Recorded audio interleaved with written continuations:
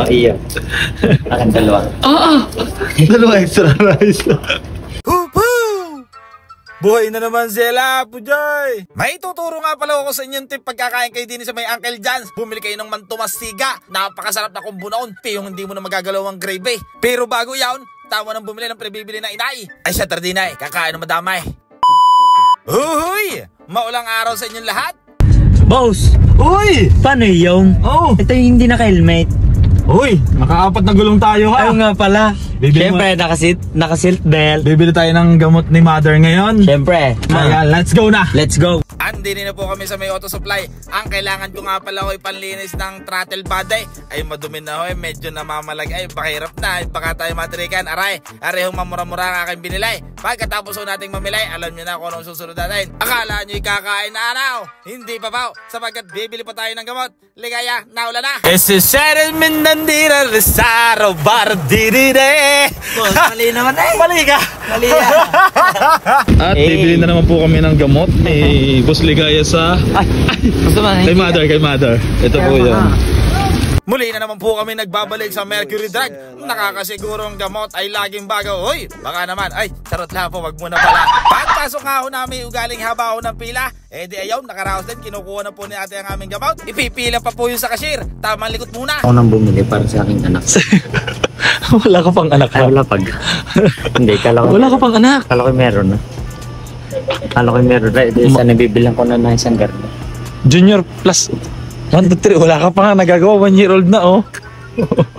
Ayan guys, ibibili ko nga pala po si Ligaya ng toothbrush. Toothbrush. Toothbrush yan? Toothbrush? Makakalipas nga po ng ilang minuto, ayun na, nakaraos na kami ni Boss Ligaya. Alam nyo na po ang mga susunod. Boss! Uy! Ako gutom na. Gutom na rin ako. Eh tayo nakapamili na. Okay, ano sunod? pang gagawin? Eh di kakain na. Let's go! Hanap na. Let's go! At dahil nga po sawa na kami sa manok ng Jubilee at saka po yung McDo, eh di naman po tayo magsisiken. Ang sarap po ng mga pagkain din eh. Sa halagang 89 pesos, eh meron ka ng 1-piece chicken, tapos eh may kanin pa. Ano na iyo? Aray, kita. Hita. Ano yun? Aray. Yan. Malaki. Ipine-prepare na po ang aming mga order.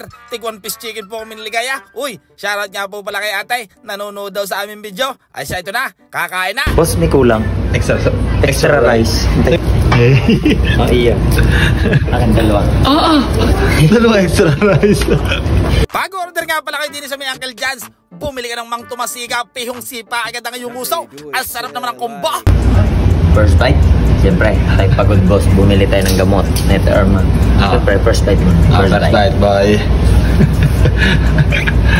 Matagal na nga pala ho kaming nakain din eh. At garning-garne ang aming mga kumbong ginagawa. Basta wag yung kakalimutan ng mang tumasiga. Pag may extra rice ka na, ay katalong-katalo naman talaga mga yupa. Ayan na nga po ang aking sinasabi sa kakakwento ko. Nakabulos na po si Ligaya ng padalwa niyang kanin. Biruin nyo namang ang kinuha ng extra rice ay dalawa ang kanya. Tapos ay ang aking isa, ay ano pang magagawa ka? Sa lakas ka naman talagang kumain ni Boss Ligaya ay pag-iisa ang kukunain. Naku po, ang sasabihin ni Ligaya, bitin. So matotal nga po yung lahat-lahat ay 3 kanin ang kay Boss Ligaya at ang akin po yung 2. Pusog na naman si Boss Ligaya ang balawbaw. Maraming salamat nga po pala sa lahat ng nanonood. Abay, lilinisan nyo muna content nakakaya sa ating mga crew. More power, ingat, and God bless. Mahigpit naman nga ang hupyang ubing aray. Ay pagkasarap ay nakakailang bili na ako. Ay tikman nyo kung kayo na-intriga. I-PM nyo lang ako. 50 pesos lang po isa.